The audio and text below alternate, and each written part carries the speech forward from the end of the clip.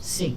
E, por exemplo, me pontualmente, lá está, sem ser estatisticamente relevante, às vezes, você sabe de casos, ok, tal jovem, o grupo tal equipas de repente, e tem o primeiro filho, já e vai lá no trabalho, já e vai morar com si mulher, e seguir outro percurso.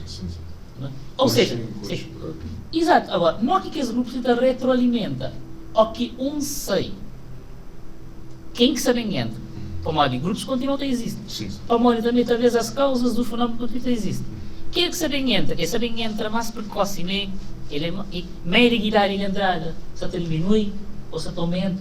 E entra, quem é que sabe entra com mais agressividade que ele que se passei. Mas lá está, às vezes é aspectos que nunca tem meios de estudo. Quem que está na academia, se é que está a fazer por boa vontade ou por militância, é que temos meios, sim, é que temos disponibilidade financeira. Há muito tempo já que nunca temos editais de financiamento da pesquisa e é o que tem que privilegia que esse tipo de estudos. Aí a gente fica sem informação de longo prazo.